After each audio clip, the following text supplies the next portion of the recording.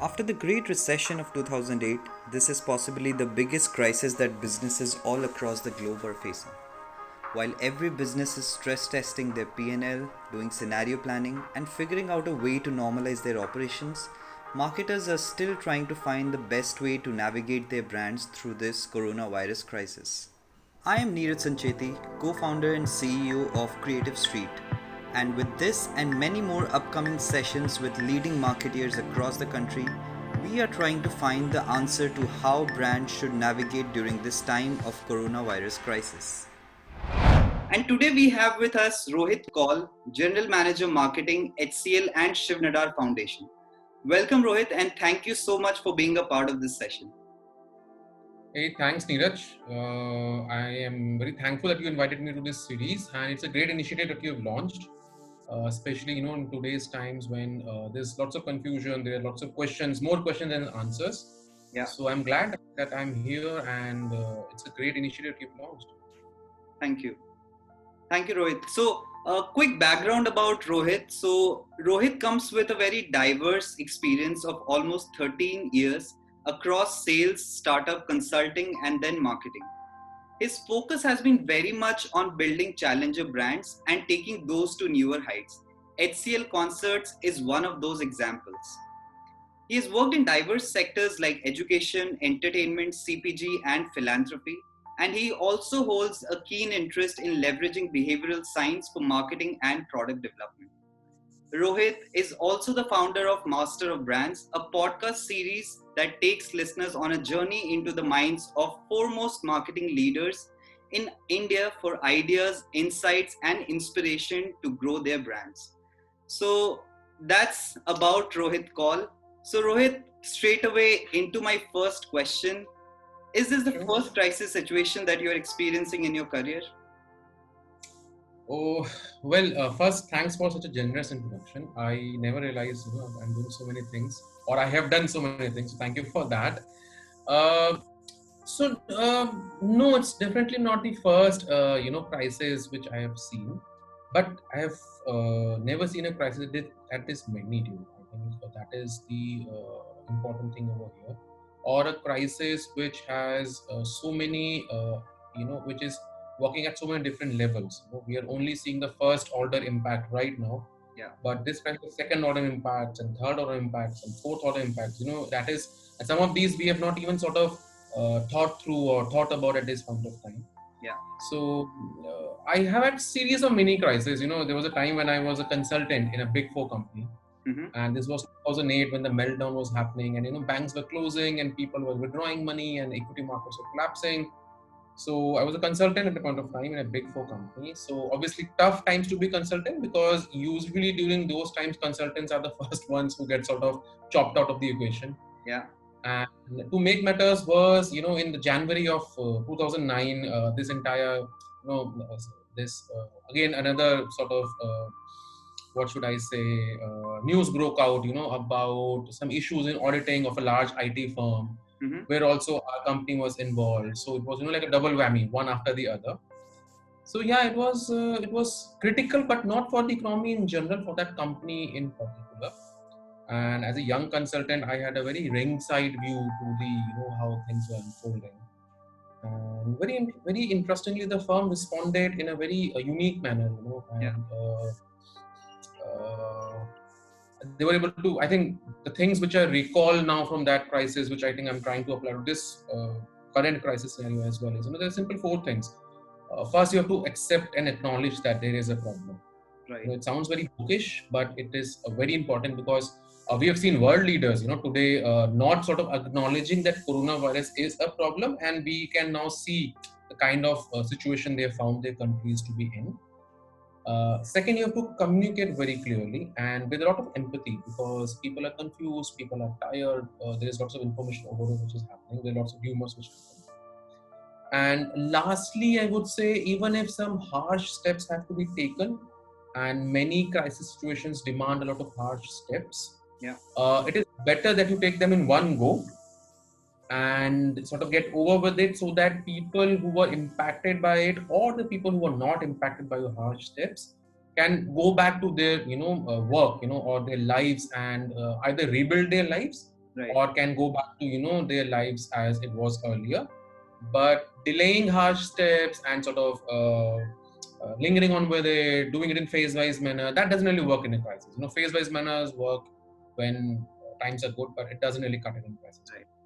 So Rohit, I think you have faced a couple of crisis situation, but a lot of young marketeers like of my age, this is possibly the first crisis situation that they're facing today. And that is Mm-hmm. precisely why I felt that it is important to do something like this, where we can speak to marketing leaders, especially the ones who have had experience in handling crisis situations before, and get their inputs. So moving on to the next question, Rohit, in your point of view, how is this coronavirus situation going to affect the economy? And from your perspective, where you are leading marketing for Shiv Nadar Foundation and HCL Concerts, how is it going to affect a not-for-profit organization across the globe? So, as I was saying, before we were chatting, before we sort of started this, this pandemic or this crisis has multi-level impacts, right? Right now, we're just seeing the first order or probably just the second order. The first order impact is very clear. There's a loss of life. Yeah. There's loss of livelihood also, in that sense. So that's more like a first order impact. We're also seeing a lot of second order impact in terms of, small companies are going belly up. There's a lot of economic activity loss. There is a lot of digital overload for people around us because suddenly everyone is glued into all sort of digital channels. Yeah. Supply chain disruptions across airlines, across CPG, across e-commerce. So those are some second order impacts that we are seeing. From our perspective, because there are a lot of, we interact a lot with students, and especially if we talk about the Shiv Nadar Foundation, there are students who study in our universities, the students who study in our schools. We also do a lot of outreach and work at a very grassroots level with people in Uttar Pradesh, especially in terms of literacy and eliminating illiteracy across a lot of districts. So the impact we are basically we are going to see like a third order impact, in that sense. So if we talk about schools, for example, so we at Shiv Nadar School have started a full-scale digital rollout of learning. So we are using apps and we're using Zoom, which in fact we're using for this communication also. And there are a variety of apps which you're using, in which teachers are communicating with the students and things are moving along. There are teething issues, but hopefully things will settle down, right?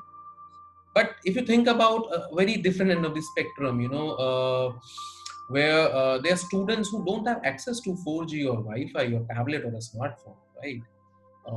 Those students who are studying in rural primary schools in Uttar Pradesh, in a district like Bijnor, I'm just giving an example of district Amroha, or take of district Sonbhadra, all those rural schools where students are studying, they don't have access to this technology. So the question is, how will their life get altered by this current crisis? To what extent, we really don't know. So it's going to be really a fourth order impact, of this crisis, Right. Which will end up creating, like a digital haves and digital have-nots. Yeah. So the digital haves who have access to this technology will still chug along and will get their education in a different form, but in some form. But the digital have-nots will not have access to the education for we don't know how long, and when they will have access, we don't know in what form, because the teachers may not be happy to come to a class which has 100 students. Social distancing doesn't work in rural areas, right? So that is one thing that at the foundation we are working on. We're trying to solve this problem of in rural areas. But these are some of the impacts which we will see as things sort of go into next 2 or 3 months. Right.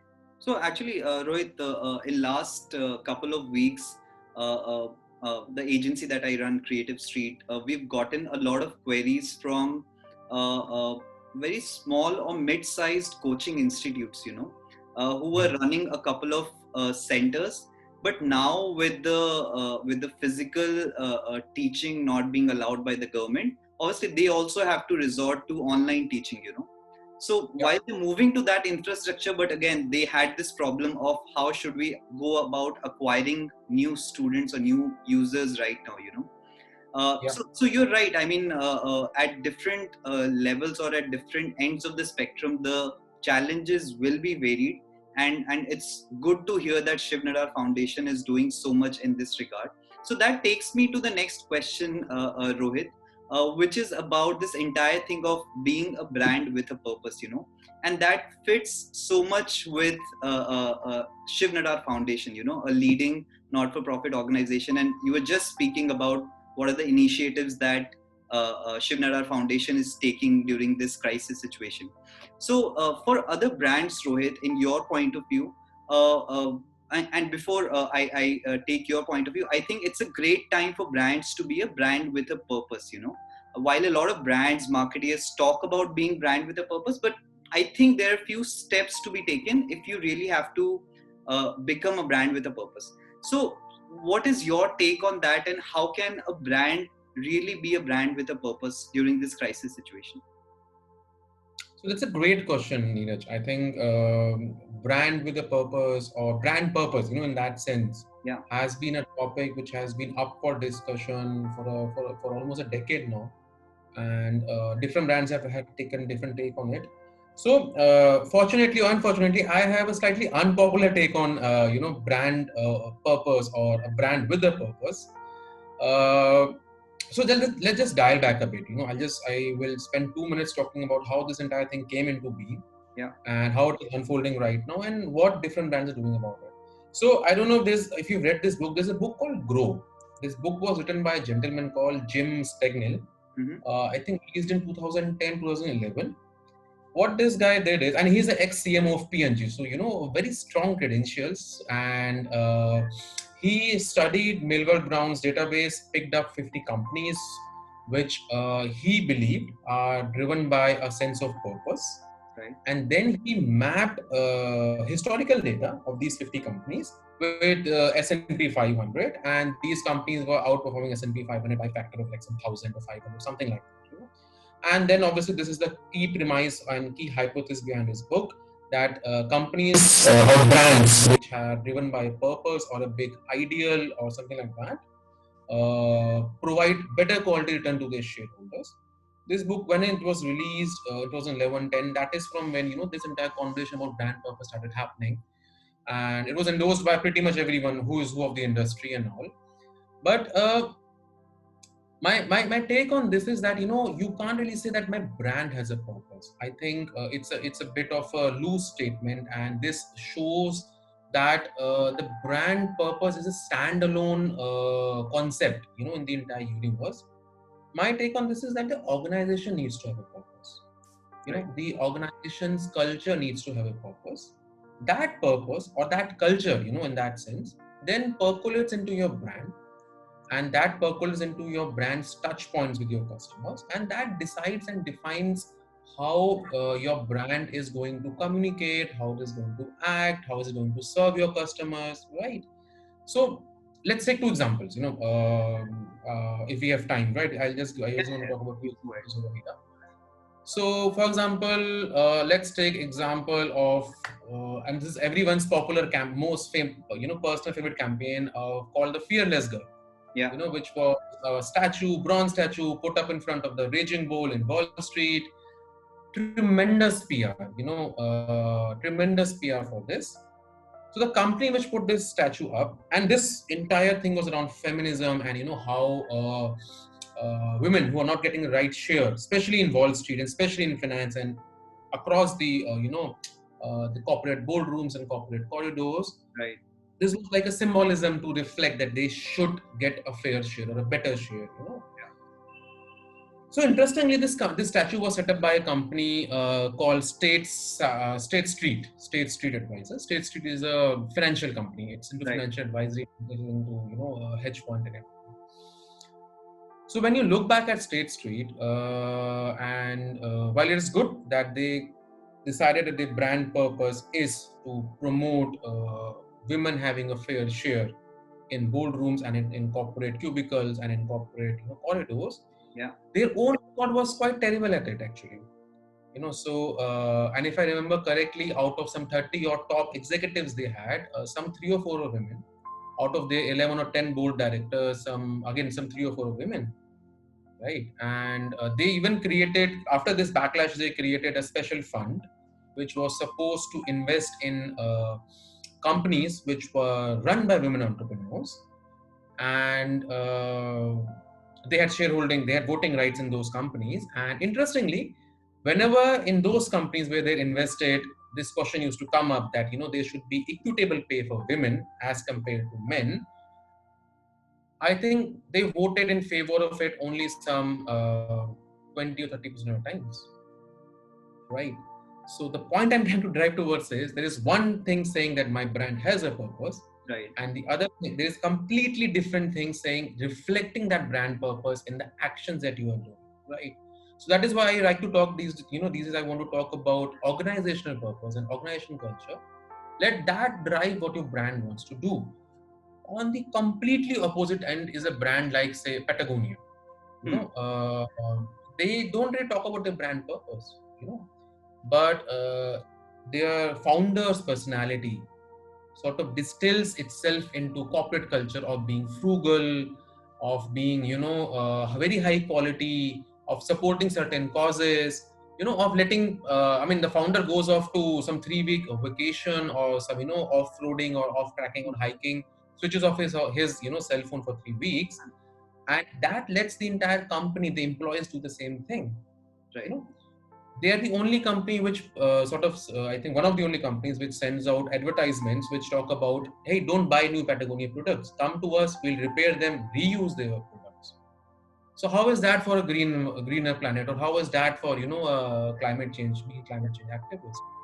So especially in times like these, I must say that I have been seeing a lot of companies trying to sort of hijack this narrative that of social distancing, or of boosting your immunity, or finding some sort of age-old Ayurvedic tradition or whatever to deal with this. Yeah. So I just find it a bit strange, if not outrightly bad. An organization should define its purpose. For example, across HCL Concerts, across Foundation, and various other companies. For example, I used to work at Asian Paints at one point of time. They had a very clearly defined, organization purpose, and they used to stick to it. So it doesn't matter if it's, it's a crisis situation or a non-crisis situation. They would stick to their company's culture, and that is what will reflect in their brand. So that is something I think more organizations should adopt, especially at this point of time, rather than hijacking, the narrative and just sending out communication saying, hey, I must have received some 50 emailers from companies to whom I gave my email at some point of time, saying that, hey, I'm there to care for you. And I'm like, great, you're here to care for me, but where were you for the last 5 years? Yeah. I may be coming across as unusually harsh on this, but yeah, I'm sort of, I'm getting tired of this entire narrative of, people, brands hijacking real important issues like climate change, like social distancing, like, social safety, security, and then not doing enough to serve the cause. Yeah. And the entire thing falls flat at the end of the day. I think that's a great and elaborate answer, Rohit. In fact, this entire piece of doing topical content on social media, where brands pick up these topical days and just for the sake of doing yet another creative piece on their social media, they end up doing that. But again, what you made is a great point, that there should be a purpose first in the organization, and that should percolate throughout the organization and eventually to the end consumer as well.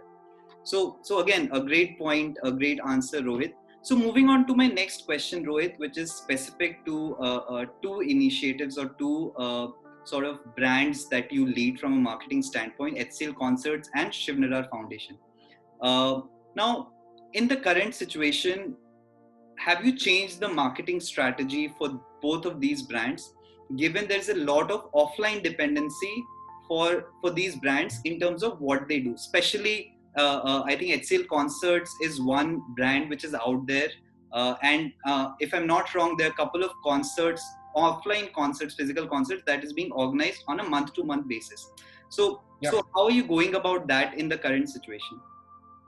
It's a great question, and so not only I will give example of HCL concerts over here because it's more relevant, the current situation.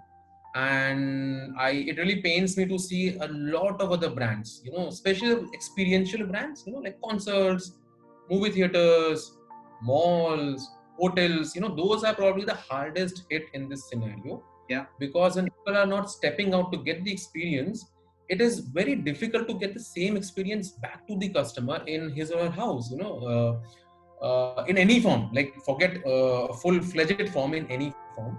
So coming back to HCL concert, so we saw this thing very early, that is what's happening. As early as February, we at that very point of time, we sort of stopped scheduling new concerts, February onwards. And we sort of went back to the drawing board, regrouped, and thought about what is it that we can do. So there were 2 or 3 guiding principles that we worked on. One was we wanted to stay true to our brand score. Our brand score is very straightforward. There are great artists, senior or younger. There is a great set of audience, who are some of fence sitters, some are deeply entrenched into this ecosystem. We are a platform which helps connect these two. Right. So keeping that in mind, there was one guideline.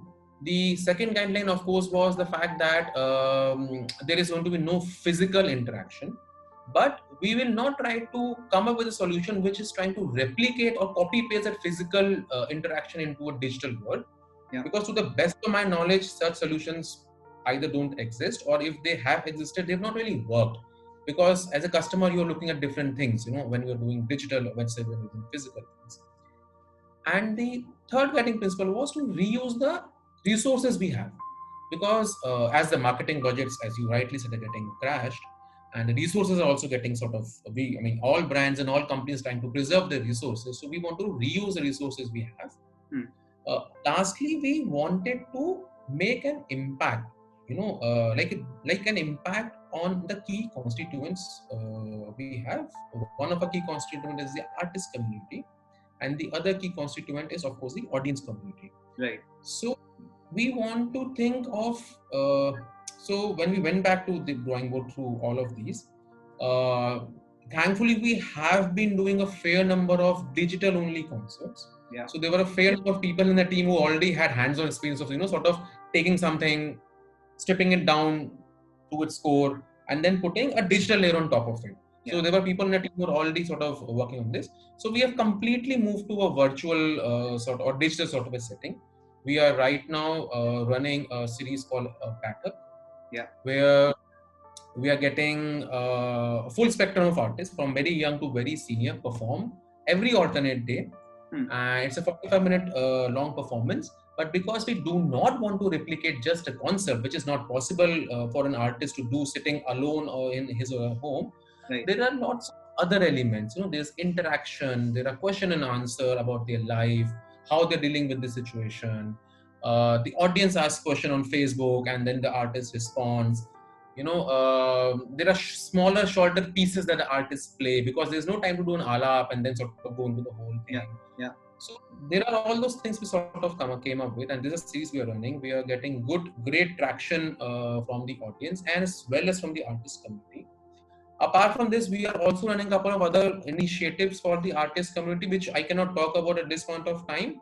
But the purpose of those initiatives is to essentially ensure that if the artists are not getting concerts at this point of time, which for many is their livelihood, and they may not get a concert for a foreseeable future for next 3 to 6 months, possibly, then how can we support them in this phase, not only by giving them exposure, but also financially.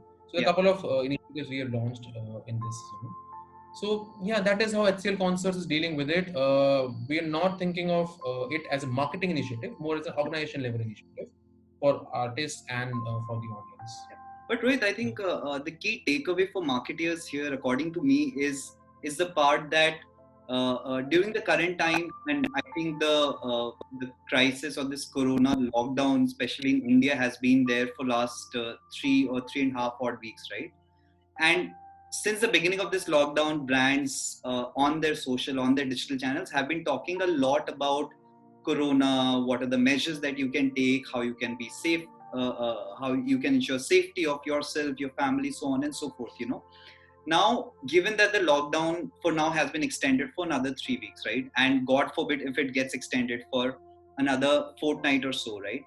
Now, Yeah. how much can a brand talk about this entire thing around Corona, And I think that Yeah. is where I think that's the key takeaway from what HCL Concepts is doing is entertain your users, if your brand already has a captive audience on any of the social media channels or any of the digital platforms, I think the other thing that brands should do is how you can entertain and how you can sort of engage with your audience beyond this entire topic around Corona.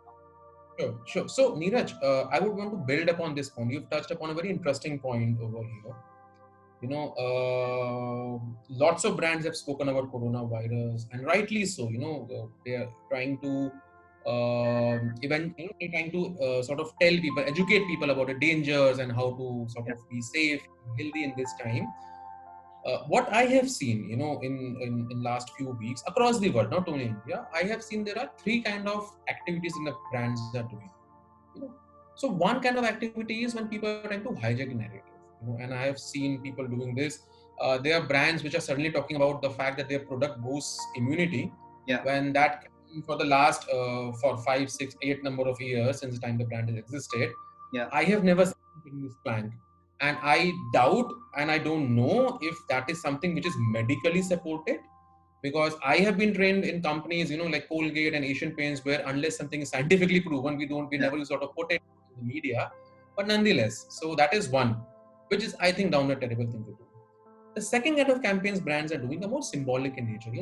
Like McDonald's sort of segregated its, sort of spaced out its, this thing. And Nike had this message saying, this is your chance to play for millions and this thing. Yeah. Which is good. Is it needed? I think it is needed because there is no end to the amount of communication you can do to ensure that people are safe and healthy and they sort of get this message. Positive at this point of time. Exactly. And then there is a third kind of campaign which is happening, which is not really a campaign, which is the beauty about it, and which is where HCL Concerts, China Foundation are basically working in this number, and many other brands are working. So there are many brands. Think of Taj Hotel, think of Airtel, think of LVMH, Louis Vuitton. These brands and the people who are running these brands right now are thinking of marketing as beyond just communication. Yeah. Sadly, at some point of time in the last 10 years, marketing has been reduced to communications. Earlier marketing was about product development and customer success. Yeah. And everything else around that. All those have been sort of stripped into different functions these days, and marketing is pretty much reduced to advertising these days. And that is what many marketers wish. I don't know why, but for whatever reason. So the people in these marketers in these companies like Louis Vuitton and Taj Hotel and Airtel are actually thinking beyond communication. They are thinking about actual on-ground impact. They're thinking about price. They're thinking about product. They're thinking about how they can make a real impact on this program. Impact in this situation.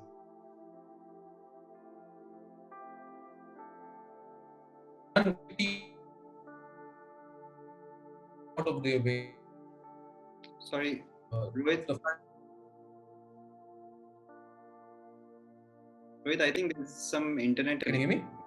Yeah, I think there was some internet connection. Can you just start from? Sorry, can you hear I can't hear you, Neeraj. Sorry. Can you hear me now?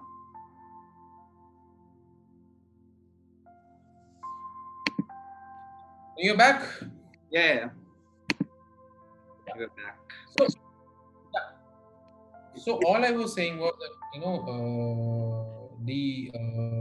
I don't know how much of it got recorded, but I was saying the companies where marketers are thinking beyond communication, about product, about pricing, about distribution, about making the lives of the customers and frontline workers genuinely better.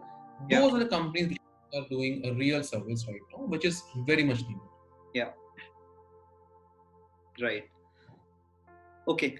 I think the third point makes a lot of sense, Rohit. And I think what you said is right, that marketing, unfortunately, has been reduced to communications. But I think even what we have learned from our books, marketing books, is that the marketing function starts much beyond the communication piece. It starts right from your product research, product development, so on and so forth. So I think great point, Rohit. So now we have, I think, 10 more minutes with us. So I'll get to my next question, which is like and like all of us are aware that marketing budgets are getting slashed at the moment, right? So from a marketer's point of view, obviously there are different buckets or different activities, different stream of activities that a marketers perform, right from brand awareness campaign to SEO to the performance marketing campaign, so on and so forth. So with slashed budgets, what are the key focus areas that marketers should have today, where they should allocate the limited budgets that they have? It's a good question, and not something which will have an easy answer, because situations are still evolving.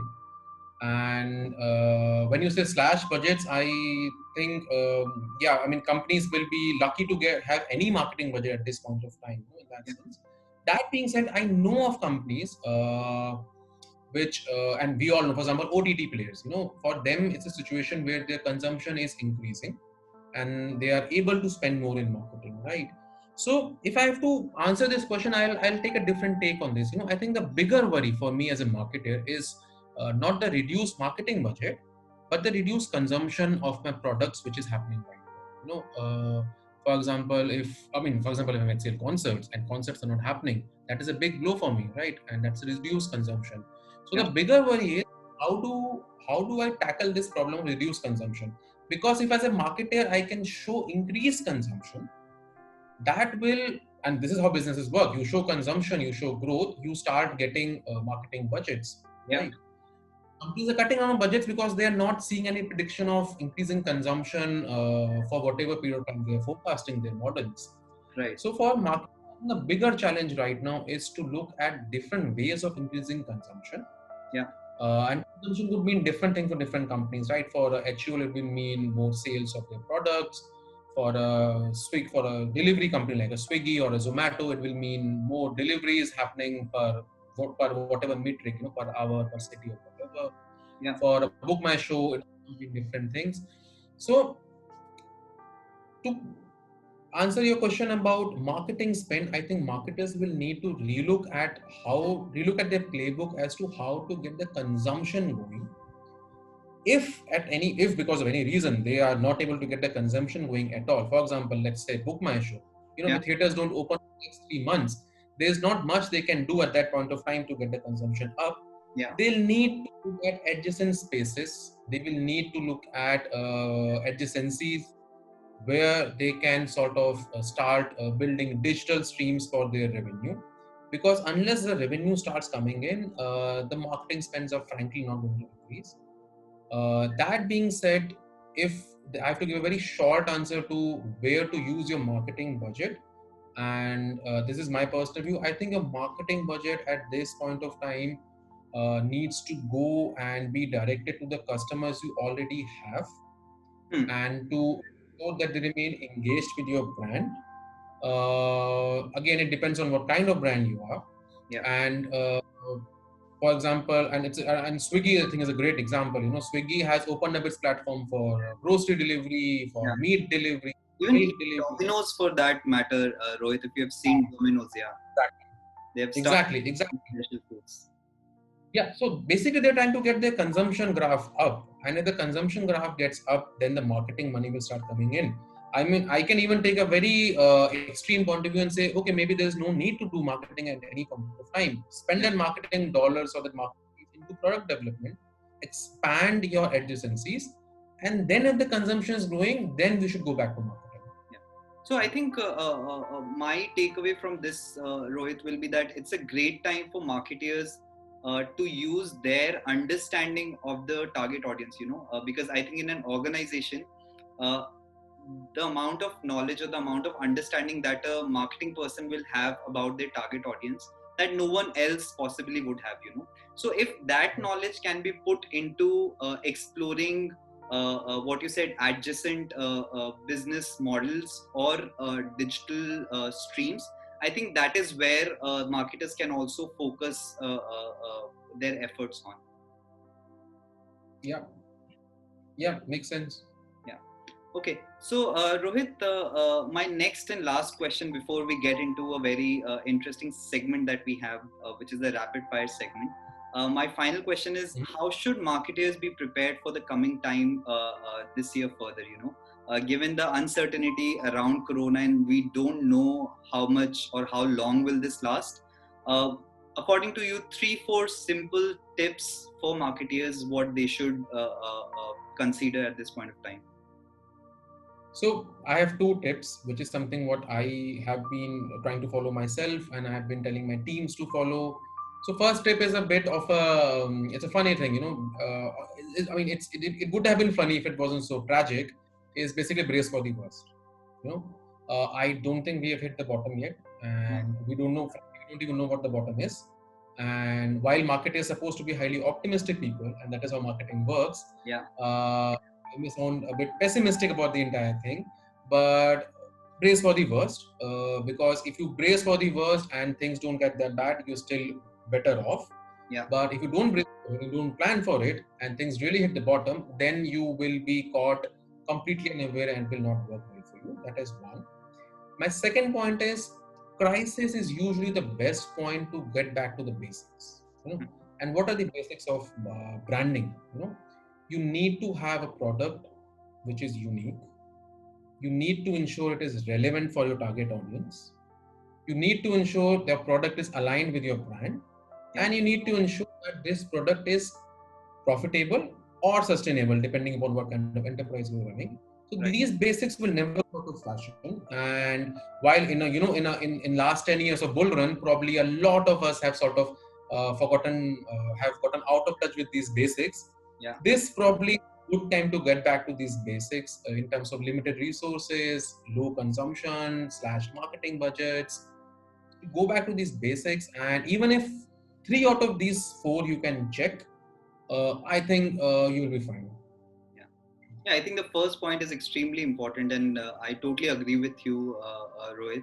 I think even at our end and while running this agency, we are prepared for the worst. And I think if that doesn't happen, you're better off than what you would have expected. So great answers, Rohit. I think you've nailed each one of them. So now to the last part of our session, Rohit, which is the rapid fire round. Quick set of 5 or 6 questions. You need to give quick one-liner or one-word answers, and then we will be done. Okay. Ready? This is going to be tough. Huh? I usually give very long answers. Huh? Yeah. Okay. So the first one, in the current situation between new customer acquisition versus building relationship with existing customers, what's your pick?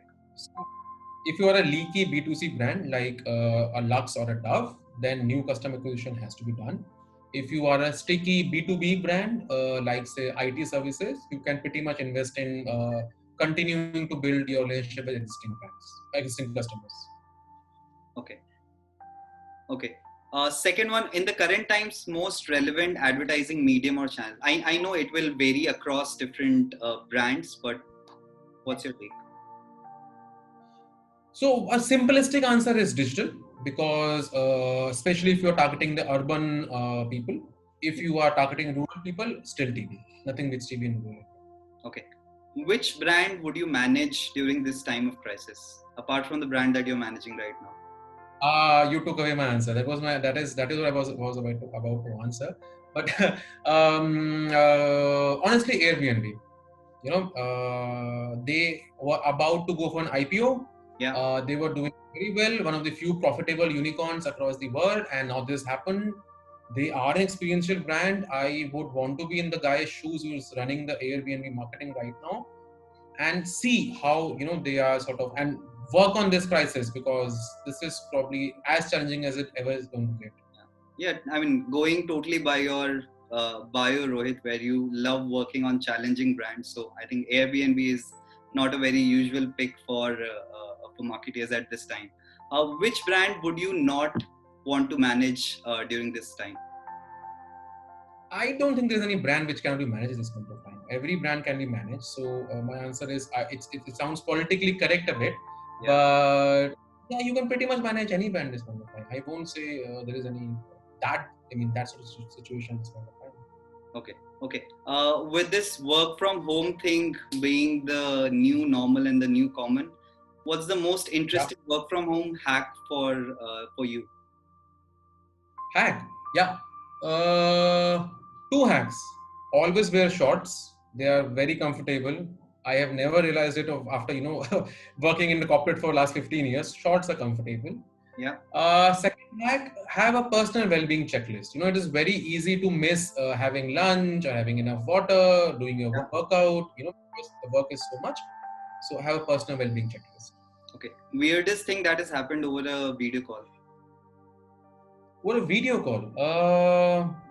So nothing too weird. We are doing very domesticated sort of, video calls in general. The weirdest thing which has happened is, someone's dog started barking in the background. We were doing this video call a couple of days back. I won't And call that weird, frankly. I mean, so I what wouldn't happened take was, that in a long video call. no, so what happened is because the dog started barking, I think a lot of neighborhood dogs also started barking for whatever reason. Okay. There's good howling which happened for like good 5 minutes, and it was interesting. So yeah, I mean that's what I'm saying. We don't have weird video calls so far. I haven't had, Okay. but yeah, you never know. Okay. So the last question, Rohit, your one-line message or your mantra for marketeers.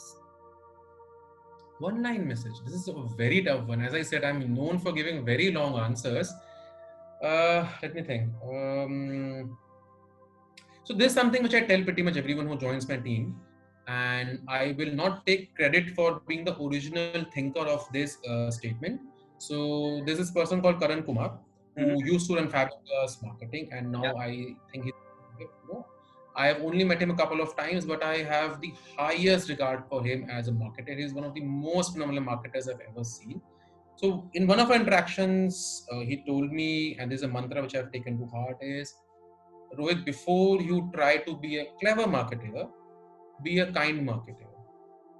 So that is something which I have taken to heart. And in all the initiative, this is like my checklist. If this is not getting checked, this is like my filter. If that project or the campaign or the program is not checking this, we will not do it. So this is my suggestion to everyone. I think that's a great point, Rohit. And also given the current time where you need to be very empathetic towards your consumers, towards your user, I think that's a great mantra. Okay, so that will be all, Rohit. Thank you so much for your time. I think we had a great session. We can just go on and on discussing these topics. But thank you so much once again. Glad to have you as a part of this session.